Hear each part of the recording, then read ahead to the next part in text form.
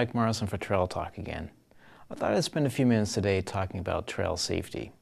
It's not a very popular subject among some people, but it's something that's very important to make sure that everybody out there on the trail has a good time.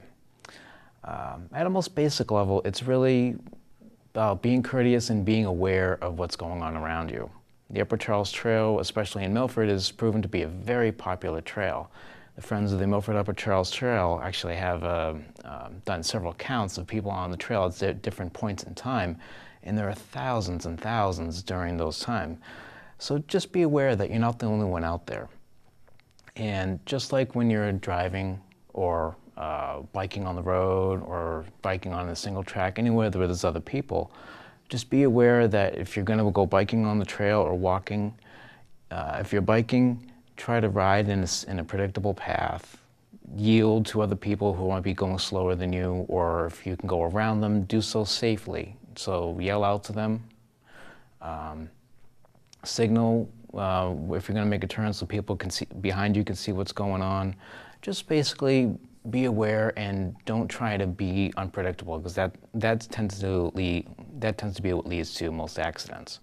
Now, another thing is if you're going to go out on the trail after dark, and that gets dark at different points in time of the year, but generally you want to make yourself a little bit more visible. And it doesn't have to be anything fancy. You know, there's a whole range of exercise clothing, comes in a whole array of different colors.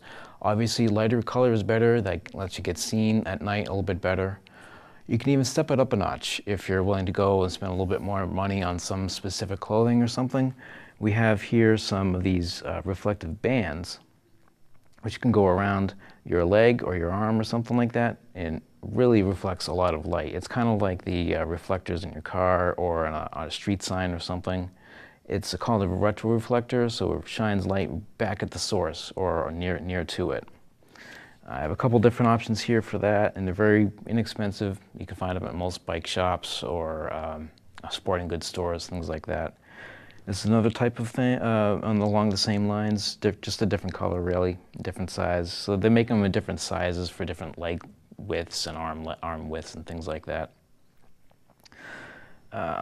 We also have here some reflective stickers for a bike or rollerblades or anything you might want to stick them on. Basically, they function pretty much like the armbands. They're retroreflectors, so they shine light almost directly back at the source and make you very visible at night if there's any light source shining on you. You can also go to and find these like bright orange gloves. They don't necessarily help you stay a little bit more visible, but it's something you might want to consider in the winter, just to be so that you can be a little bit more visible at night. We also have this vest here. I know several people who like to wear something like this while walking, even on roads like in town where there's no sidewalk. They just want to go walk the dogs at night or in the early morning hours. This is something along the same lines as the gloves and the armbands. Also, reflective stripe in the middle, bright colors. It's really just something to help so that car headlights, when they see you, when someone's driving and your car headlights hit you, they can see you well in advance and they can avoid you instead of not seeing you and running you over. Just basic things like that. And of course, if you're on a bike, basic thing is a bike helmet. It's state law for people under 16 to wear these, I believe, and over 16, obviously, it's optional, but it's like seatbelts or airbags in a car. You hope you never need them, and in my own experience, you need them really only a few certain times, and probably over 10 years of biking, like I can count on one hand the number of times I've been protected by a helmet, but you really need it in those few times. So you just want to wear it, have it all the time, and just be ready in case, you know, there's an accident and you fall off a bike or something like that. It really can make a world of difference. So that's really the passive lighting category and the passive safety category. You can also, at night or whenever it's dark in the early morning hours, just make yourself a little bit more visible by carrying a light of some sort. For walkers, if you're just going to go out walking along the trail, all you really need is a simple flashlight. I have one right here. I believe it's probably, standard AA's, AAA's, whatever. Just have one or two with you. If you're just going with multiple people, make sure each one has one, so there's a backup in case one battery goes dead, because Murphy's Law is going to go dead when you need it the most. And I don't have one here today, but there are some headlamps they might want to strap onto your head that go around your head like that, leaving your hands free for holding on something like a water bottle or phone in case you want to listen to music while you jog. You can find those in most camping stores or any sporting goods store that has a camping section. They're pretty popular. And they range in options from the brightness options. Some of them can vary the brightness, the amount of weight that they put on your head, the battery storage, how much battery runtime you get. So if you're interested in that, just research your options and see what you like out there. And then for bicycling, the options are pretty much wide open. These days, LED technology has really displaced pretty much every other lighting technology, and it has real advantages in terms of light output and weight and the runtime of the battery. It far outclasses anything else that was out there. So pretty much anywhere you go, even from the cheapest models at the department stores up to the very, very high-end pro models, they're all LED these days. So you have to go out of your way to find one that's not. But I don't recommend doing that. But that's not to say that there are no differences in models between LED lights for bikes. I have an array here of a few different models, and I'll go through each one of them in turn. This one is a very basic light. It has a push-on, push-off mechanism. You can strap it around. You can see it's meant flexible rubber arms to go around a bike tube of some sort. So they stretch and fit and snug pretty tightly onto a bicycle frame. This one is a bit more of also a lower end model, but it has the advantage of a solar array on it. So as long as your bike is parked outside in the sun, or maybe even if you leave this inside near a window on a sunny day, you pretty much always have light. But these two lights, and even the flashlight here, if you had one like that, would be in what's called the Be Seen category. Now, Be Seen is really just a way for you to increase your visibility beyond even what these will do for you, because these work only if light is shining on you. Well, here is you're producing light, which makes it easier for you to be seen. Of course, that's really applicable only in situations where there isn't a lot of competition for lights as well. These would work on a dark section of the trail or something like that, or on like a dark road in town. Not necessarily Main Street though, where you have a lot of traffic and a lot of car headlights.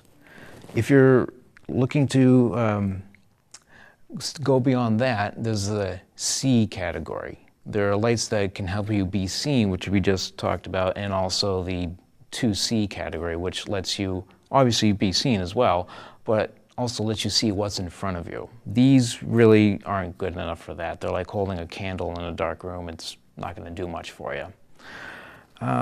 Now, the next category here is like more of a lower end of the C model. It also is LED, but here in this sort of category, when you get up to this level, they are a bit more expensive. Can't get around that. It's, I believe this one was about, if memory serves, 3 times the cost of that one, but it's well worth it. If you are interested, if you know anything about the changes in lighting technology for the home, incandescent bulbs are being phased out and LED bulbs are coming in. Well, it's the same thing is happening here in bike lights as well. And you may have noticed that home lighting technology is now measured, the bulbs are measured in the light output they put out in lumens. So more is brighter in the general sense. The Be Seen category, you're looking at more like, I'd say they top out about 50 lumens, or probably less than that, especially on the brake lights, the rear lights over here, the red ones. This one, they generally start, the Z category, they start at around 200 lumens and they just go up from there. The highest end one that I would recommend for anybody would be a model like this one, which is actually 800 lumens, which is, if you do the equivalency, it's about a 60-watt light bulb on your bike. And that's very, very bright for most conditions that you would see on pretty much any time on the trail. If you decide to go out on the road, you do have to compete with car headlights and anything else out there. So that's something you want to consider if you want to go up there. And that's, there are models that are even brighter than that, certainly. Those are more geared towards people who would like to go out biking on single track, or if they do a professional bike racing, that's really where those are geared towards. And those, as far as I know, they go up towards 2,000–3,000 lumens. Very, very extremely bright. Probably way too bright for a simple, you know, well-maintained trail like the Upper Charles Trail. Would probably blind anyone who comes across, even in the car. If you're on the road, it's probably not a good idea to go that level. Not to mention that they're almost prohibitively expensive, excuse me, and they also have external battery packs, so that makes them very difficult to carry around with you if you're just going walking or even biking. And also, I'll speak about batteries a little bit and the charging mechanisms. This one is, again, the lowest end model. It is charged by a coin cell battery. I forget the exact model of that battery, but it's something you'll find in most stores that sell, even grocery stores these days have them. But they do tend to be on the more expensive side, and when you change them out, it's kind of a bit of procedure to take them out and put them back in. This one, again, is a solar, so it doesn't have much to do in terms of battery replacement as long as it's charged all the time. And what I've found recently is my favorite way of charging is actually a USB powered one. If you pop open the cover on the back, you can see there's a USB port here, which allows you to plug it into a PC, which is really good if you're at work like me, in front of computers all day. Well, just pop it off the bike or off your helmet and plug it in, good to go. You'll be ready to go for you when you head home. Both of these lights are like that. These two here of the higher end models have the same thing. But this one also has a replaceable battery pack. So in case you are going out for a longer ride, because the max brightness, the runtime runs out about 1.5 hours. So if you have a spare battery, pop it out, pop in again, and you're ready to go for another 1.5 hours. So I also have a few red lights here. As I recall, state law requires one white lamp and one red lamp on the bike if you're biking at before dawn or after dusk, if I got that right. So again, just like with front lights, there are many different varieties here for the rear lights, and pretty much, again, they're all going to be LED technology, but there are some varieties here as well. This is similar to the white line, but obviously producing a red light. And again, push on to turn on, and again to turn off. This one is pretty much, these two are more of the mid-range models. Actually, this one, battery is dead on that one, so I can't demonstrate it, but this one you can see here, there's a few different options for blinking in steady state. Let's see, and this one here is a bit more of the higher end model. As always, if you are interested in taking night biking or anything seriously, that you can go up in price and functionality. This is more of a higher end bike rear light model. This is actually not measured in lumens, unfortunately, but it is significantly brighter than any of these, so it helps you be seen on the trail or even on the road if you decide to go there. So now that's all well and good to talk about the differences. I was hoping, actually, if we could dim the lights, we could also demonstrate the differences between these different models here. Fortunately, we have this handy-dandy demonstration board to just show you all the differences between the lights. I'll start with the lowest end model. This is the click-on one, goes around the bike frame. And I'll start with his and just try to aim it at the board, and I'm not sure if that shows up on camera, but it's really not much light out there. There we go. I think that's a little bit better. Push it again to blink and off. Now we have the solar powered one. This is the step up from the bike frame one. Light is a little bit more focused. You can see a little bit brighter. I'll just turn it on. And there's a distinct spot on here, whereas before it was just a general vague sort of brighter area on the board with the first model. So this is, again, a step up from the first one, and it's still not great if you're looking to go out on a really dark section or on the road at night. So I'll turn that one off. Now we're getting up into the higher end models, and this is the 280 lumens one, and I don't recall what the equivalence is. It's probably roughly a 25 watt bulb, but we'll see. I'll just turn that one on, and right straight away you can see there's a big difference in light output right there. Again, it's a bit of a spot, so this one is good if you're don't want to throw too much light, you don't want to illuminate too much in front of you, but I'll just turn that one off there. Now we get to the top end model, at least of the ones I have here. This is the 800 lumen model, and again, this is more of equivalent to a 60 watt light bulb. So I'll just turn that one on.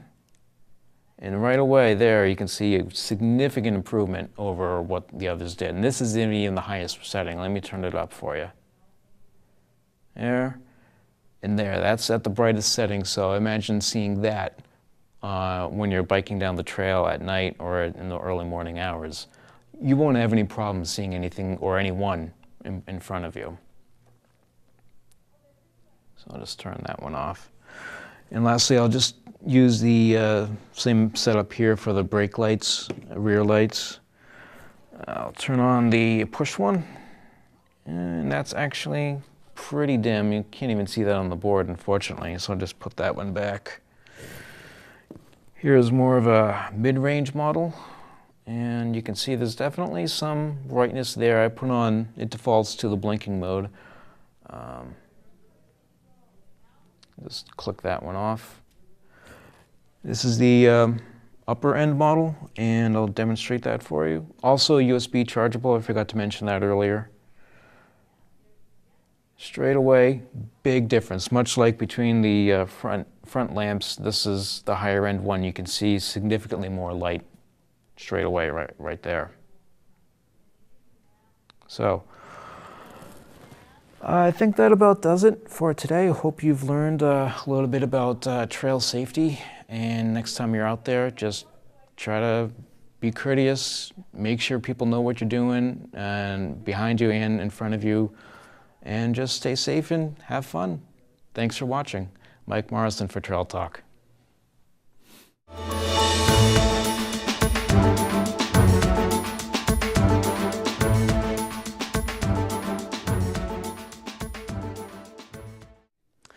Okay, so we've talked so much about these bike lights. Now let's talk about where to actually put them on your bike. There are several different options available, and depends on which type of light you get. And most of the time they'll come with specific mounts, and usually if you go buy other lights from the same manufacturer, they'll have the same mounting system, so you don't have to swap mounts between them. But if you buy lights from different manufacturers, you almost certainly have to swap them out as well. Let's start with the low-end model here. This is the one that wraps around the bike frame tube. It's not the brightest light, certainly not, but it also is one of the easiest to mount. So we'll just take it over to the handlebars over here, and it pretty much just wraps around like that. And I'll try to actually turn it around so you'll be able to see the mounting. It's basically just a plastic clip that holds the rubber arms in place. And trust me, it is easier to do than this. It's just doing it backwards. Well, let me see, I'll hook it on this way. And it stays on. And then you just aim it like that. Click it on when you need it, click it off when you don't. The other higher end lights are these two models right here, and they're from the same manufacturer, so they have the same system. I happen to have those already mounted on the bike. So I'll just take this one right here, again, it's a higher end model, and these are already mounted on the bike, again on the handlebars, a good choice for them. And they slide in, click, done. Couldn't be easier. And then to take them off, there's a little tab in back. I'm not sure if you can see that. Actually, you can probably see on this model. It's the same mount. Hold that down. I'll do it here. You hold it down, and then you slide it off. Very easy, in case you want to take it in with you when you get wherever you're going. So those are the options for front headlights. I'll swing the bike around. There we go. And just talk about rear lights, because those are just as important as the front ones. Now, this particular bike has a luggage rack and a bag, so it's not very useful to have a light mounted right about here. It's basically going to illuminate your bag, which isn't going to do squat for you. I do have a rear reflector mounted here in case I ever bike without the bag, so at least there's that. Now, this does have options over here as well on the rear rack. I'm not sure if this is visible, but there's a rear reflector over here. That's just your bare minimum. You don't really want to go much beyond that. So to mount a light, again, this is the one that wraps around the frame tube. It would go right about here around the seat post. Not very useful for this particular bike right now, but that's where it would go. And just like the other one, the rubber arms wrap around, hook into the clip, and then you just rotate it into position and click it on and off. There are several other lights over here that can work as well, and this one has a clip. It's something best oriented for if you want to hook it onto a belt loop or something like that. In my particular case with this bag, what I end up doing is hooking it onto this handle right here. And then sometimes I have a little string to hold this up so that the light is oriented upwards so that people can see me from behind. Whatever you do, it's important to make sure that the lights are visible. Otherwise, there's really no point to have them at all. It's best to make sure that you can test it in like a darkened garage so that you can see when you use them. Make sure that they're not aimed at the ground. That's not going to help you very much. So that about covers bike lights. Thanks for watching. Have fun out there. Be safe.